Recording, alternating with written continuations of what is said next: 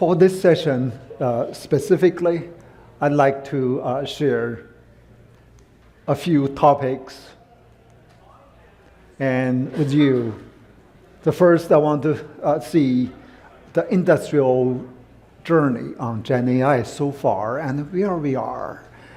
And then look into the emerging trend of GenAI in the industrial use cases. We may dive further into one of the some of the use cases we have done, and later we'll talk about scaling up. So what happens after you got use cases figured out? There's a long journey after that waiting for us. So I talk about always scaling up and what after that. And then I'd like to call the leadership in this new era at all levels. It's not just the people have a title with a managerial role. It's everybody. So let's get started, talk about the industry's journey so far for GenAI. And we look back how the AI journey, and I'm sure we will talk about Turing and the Turing test.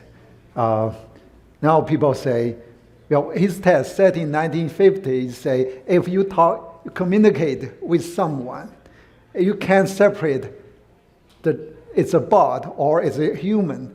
That means the bot has achieved human intelligence. We use ChatGPT or whatever new large language model empowered solution with the last session before the lunch. And it is that test already achieved. It's in human history in the short, how many years? 70 years? And with large language model, in past 20 or 15 years, we achieved that. And after this, the second era is machine learning era. Now people call it a traditional machine learning or traditional AI. There's one kind of highlight I want to see is the IBM, I'm sure, the Deep Blue, and 2006, Jeffrey Hinton published that deep learning paper. But the one landmark is the AlexNet. In 2012, so over here, the pointer, hopefully the pointer works. So Jeffrey Hinton and his two PhD students, Alex, the person sits behind.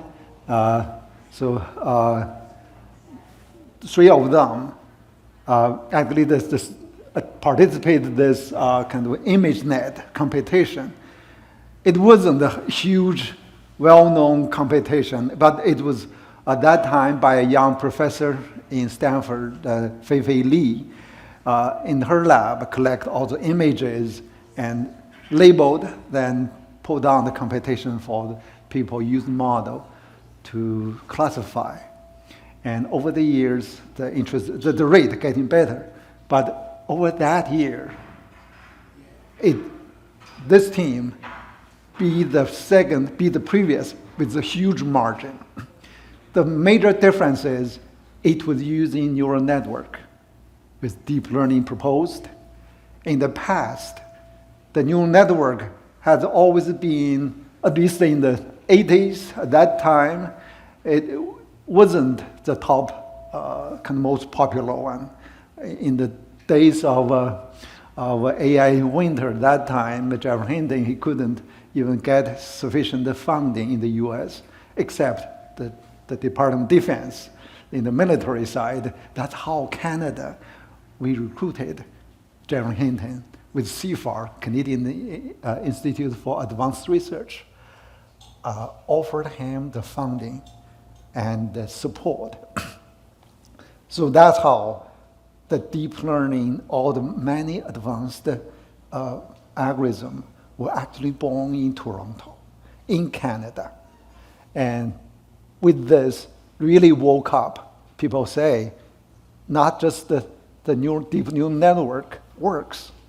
Actually, it's better than many other way. That's triggered a huge industrial evolution. And the Google driving, the self-driving car, all based on that. And all the millions investment started with this image.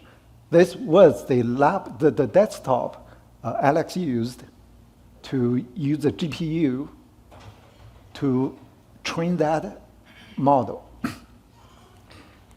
A few months ago, you might have heard in the US put $500 billion, the Stargate project. This is beginning of Stargate. So with that, next phase was the generative models and the GPT models. But over there, that's actually what we are talking today mostly. It's industrial application. And we can talk further later on those emerging trends. Get into real large enterprise, financial institution, in the insurance company, banks. Manulife is one of the typical one. 130, 40 years old, the company, finance. This is our first president. People have in Canada may know his name, Joey McDonald. He was, more interestingly, he was serving the first president when he was also serving the prime minister. That shows it's a typical financial institution. And Manulife's AI started about 9 years ago in 2016, made decision to build a global function for AI. And at that time, I recruited to build the Toronto data science team.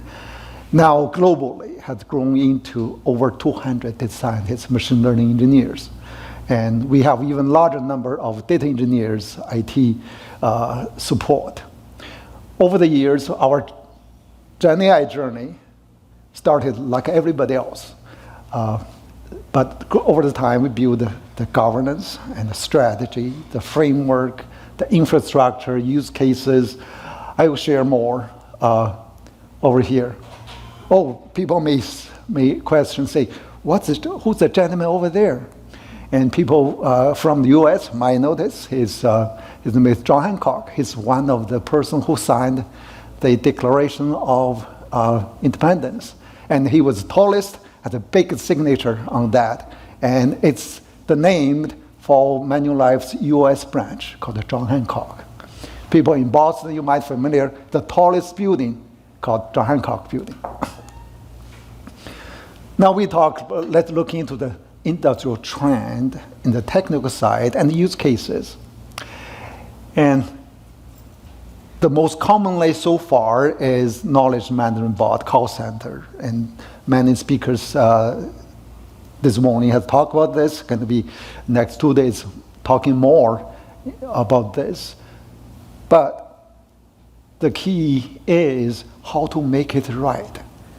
Build a chatbot is no longer anything new, but make the bot can answer in a correct way, and also with empathy. Our speaker mentioned today, it is difficult.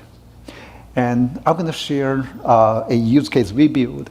This is for a call center in the US long-term care.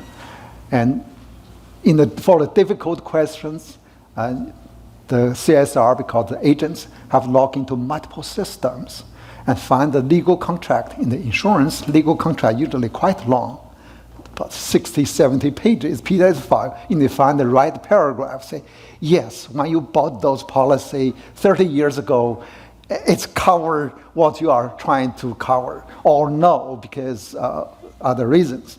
Then have a look at another system, say, here's how much money you have on your account. And usually take 5 to 20 minutes. And with this solution, it took around 12 seconds, can give an answer. And not just the answer like this, and also tell you if this answer is confident or not. This over here you can see there's the confidence score from 1 to 5. It is 5, it's good. Usually we say over 3, that's good enough. And this is 1, just don't use it. Totally hallucination. It's not often, but occasionally it happens. Multimodal LLMs can handle image, video, and audio, all these. And at Agentic AI, we speak a lot on the panel, and other speakers talk Agentic AI. The key is agency. The solution make judgment for you, actionable and with call. And these two, something one of the panel members mentioned this, the MCP can serve as a bridge between the agent and your all other systems, your legacy systems, external web search, or other payment systems, all those here. The second one, just most recently, in February, by Google, can serve the bridge between agents using this protocol, can talk to each other. Multi-agent system, multiple of those agents can work together. You can solve the problem. One of the examples I gave to you mentioned about the challenge of the human judgment is actually one of our multi-agent project. It's a lesson learned from there. Here's reasoning models. That's a newer one. People might still remember, especially people do finance investment, still remember that nightmare of DeepSeek moment.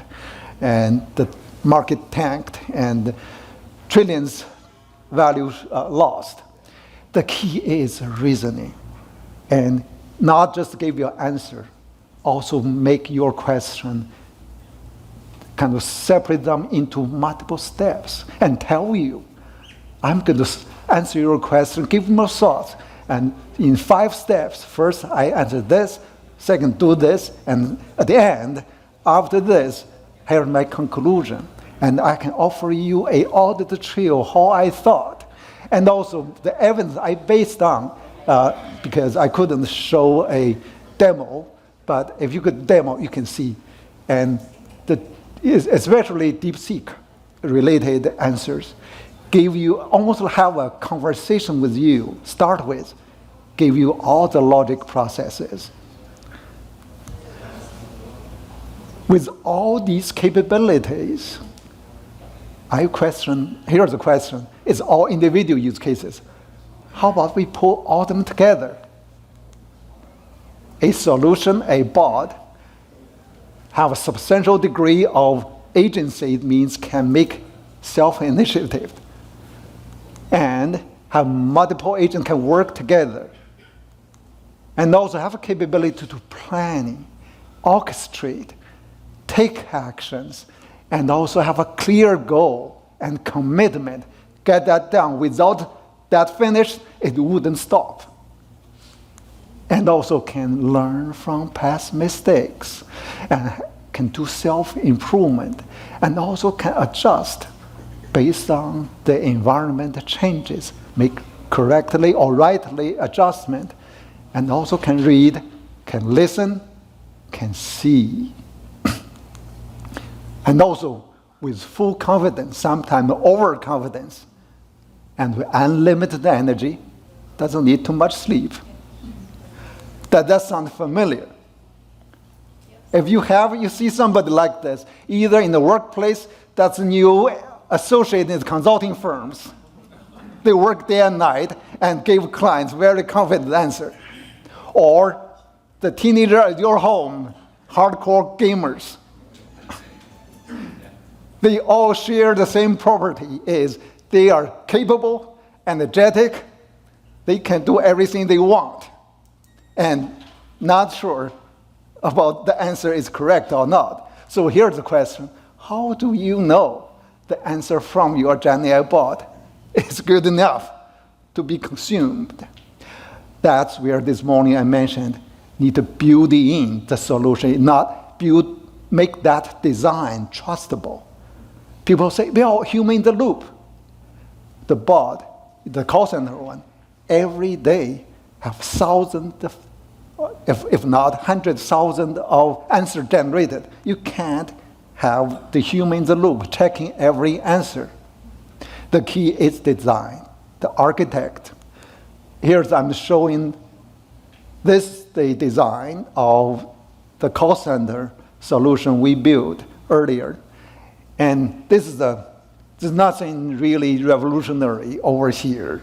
And this typical rack architecture with something special flavor I added is over here called validation agent or validation layer for this one, because this is not a multi-agent. It's because of the latency concern. Over here, we deploy a separate large language model, not the one generate the answer over here. A separate one, independently, double check, not replicate, not say, oh, answer again, that takes too long.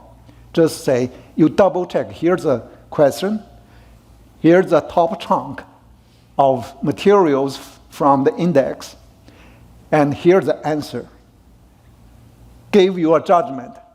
Are those, how much the answers was evidence based from the one material we submitted? If it's fully 5, it's nothing to do with the source document, that's 1, the total hallucination. With that, we share the confidence score earlier I showed to the end user. All this process usually takes about 12 seconds. And so the longer one, around 20-some seconds. But when we first built, the first prototype took 20 minutes. And took us, and engineer, that's here. I will highlight later, further again, the engineer skills in the GenAI time is gold. In addition to architect, design part. Because when you build something, it works, it's one thing. It's only half of the journey. The other half, you make it work and correctly and also timely. In the call center, in the real time, when the customer on the call, you can't wait for 5 minutes, even 1 minute. Over here, 12 seconds, that bullet point answer come with the confidence score. Well, we build all those solutions, and that's not the end yet. Individual solutions, those are the half of a journey. And for a large enterprise like Manulife, many large companies, the key is scale. Only when you scale a solution, you can get value sufficient enough to cover the cost. And here is the journey. Scale is one. Beyond the scale, the holy grail of GenAI and AI solution is not you have many people use it. It's you actually transform your business. These are not just a technical solution. We will talk a little bit later further. To scaling up, the key is build once, quickly replicate everywhere in your business. And that's, you get the value quickly. And also you require your really data structure. This conference, you will hear a lot of speakers talk about data structure and also data governance, the quality.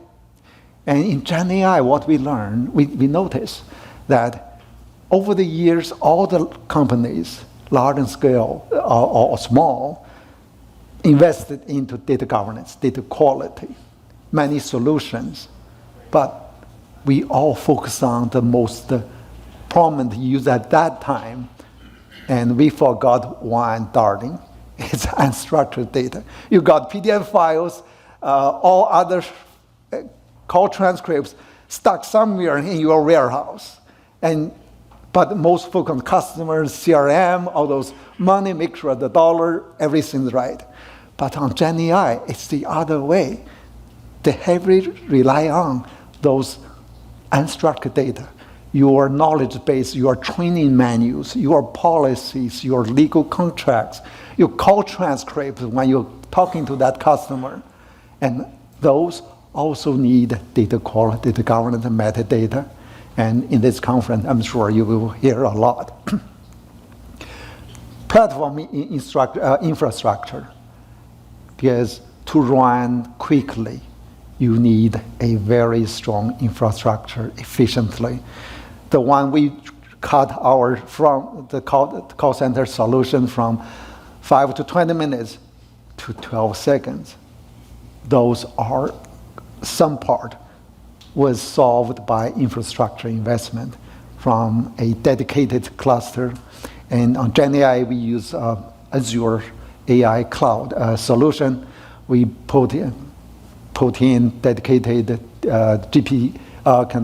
GPU cluster for us, and that ensure the solution. And also, all these a GenAI ops, and also require. Today, you may hear people talk about new mindset. Over here for scaling up, need the product mindset, the whole management structure of support. It's no longer just technology-based. It need to be product-based, value-based, org structure.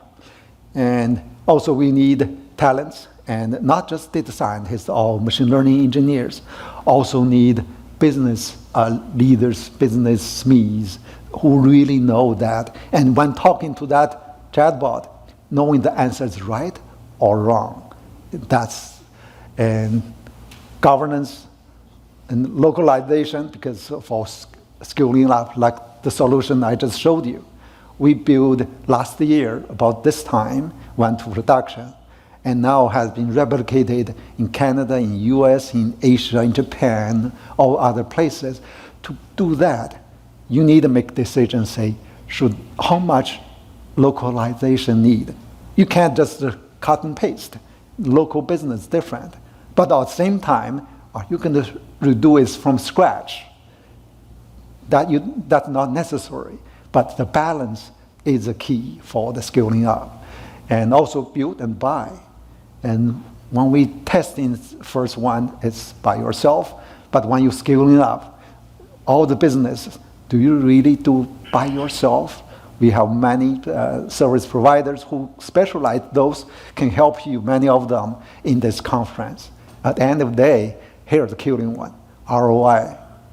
At the end of the day, your solution, the value doesn't justify all the salary paid to you and to your team and invest into those costs, and couldn't justify the whole thing. Even with scaling up, that's not the end. It is business transformation. And over here, the key question is how can we build one? How can we replicate fast, get value? Is how can we change the game? How do we have to do the business whole process as we are today? That's true strategic leadership. In that case, you really need a whole different game. Reimagine the business and knowing all the capability we know today.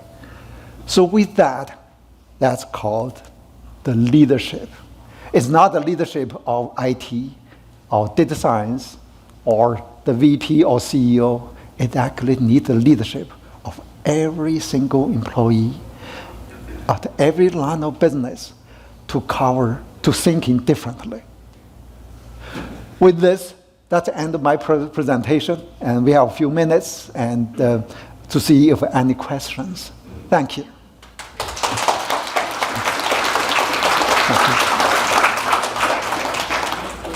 You need a mic, or you can hear me, right? Yeah, I can hear you, yeah. In your diagram, you mentioned about validating agent, who's going to validate the data. So, go ahead. Give an example of actually what kind of validation they're doing, or also since it's made up GPT, they can do mistake too. Oh, yes. If you can explain a bit there. Yeah, that one. You're referring to this diagram. Over here, The validation, there's 3 layers validation when we build the solution last year, but this time we were burning night oils. First thing is the validity of your source data. In this case, all the training manuals, all the legal contract, all the education, the knowledge base the call center use. Make sure those information are updated. I'm sure you all not surprised that you can find multiple versions of the same policy, same document, with slightly different value, different requirement. So make sure that's valid and updated. Second layer is the answer generated over here is valid. And we use GPT-4o at this moment.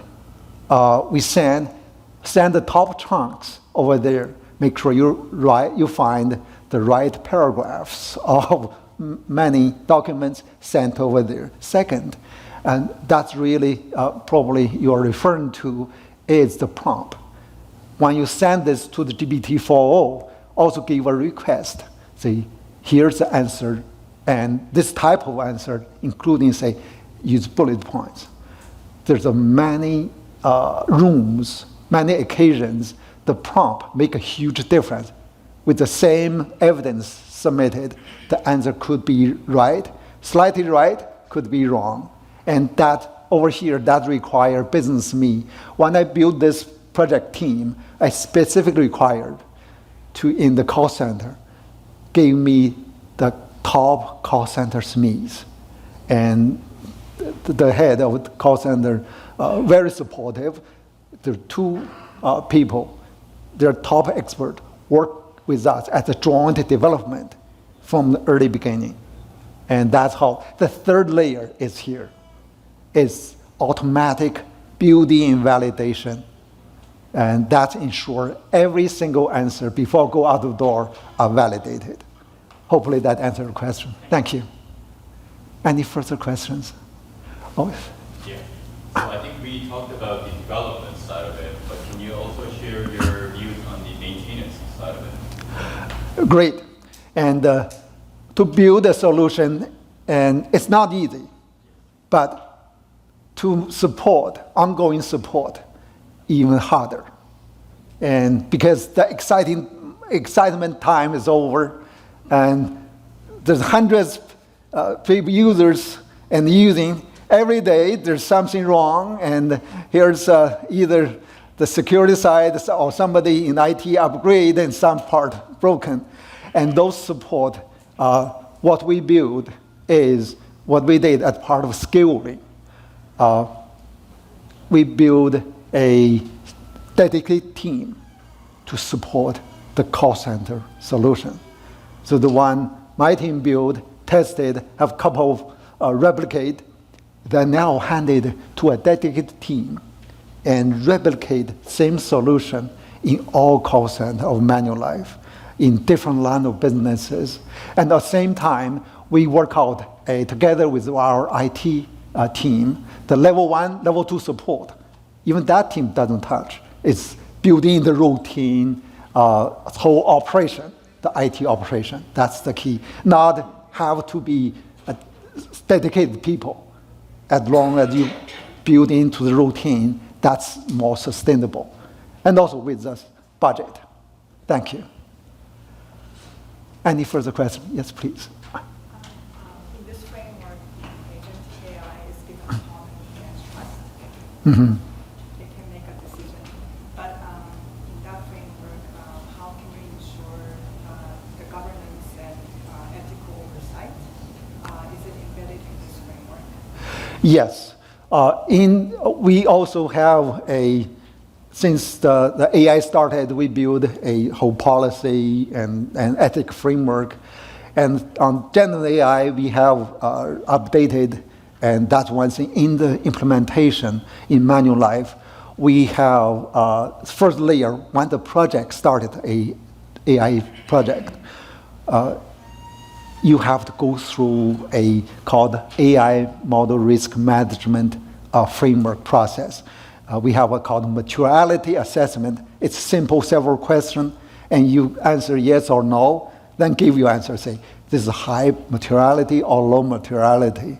And then you follow the process to build.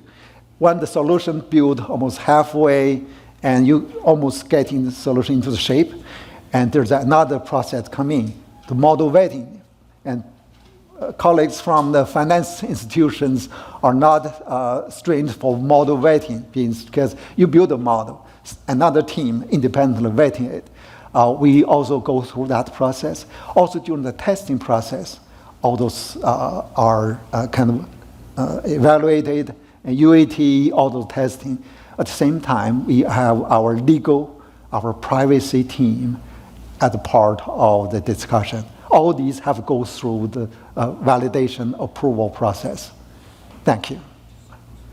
Do I still have time? Oh, one more question. Yeah, thank you. Next question. Yes, please.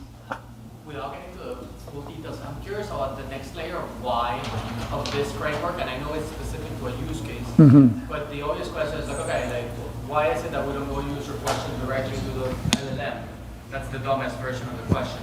But I wonder if there's things or principles that you learned around how you design frameworks like this that you think are kind of replicable across other use cases. Thank you. So the first part of the question is, why do we have to go through those trouble, and why don't just let people ask the LLM? And the reason is, if we direct ask the GPT, which GPT-4 at this moment, and they do hallucination, and also only use the knowledge. It's trained by OpenAI, called pre-trained knowledge. For us, we don't want answer, because in pre-training might have other companies' knowledge. We want answer only come from Manulife. Just as what we trained our call center agents, and in their learning stage, that's where all the knowledge base over here. If they can't find the answer here, just don't answer. That ensures the validity and the business sensitivity over there.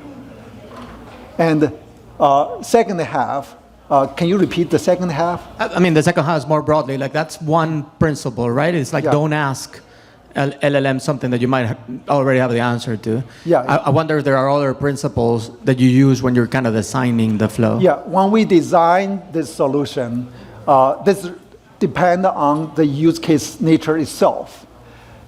This one is knowledge retrieval in the call center. So RAG architecture is perfect for it. It only answers questions from your own business knowledge.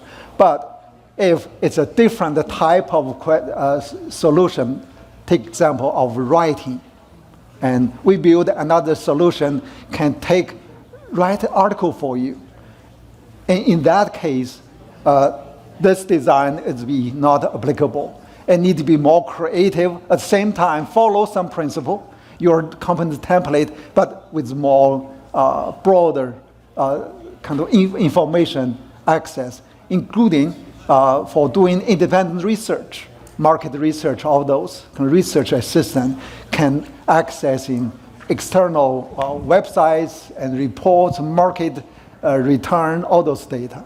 So all depend on the nature of your project.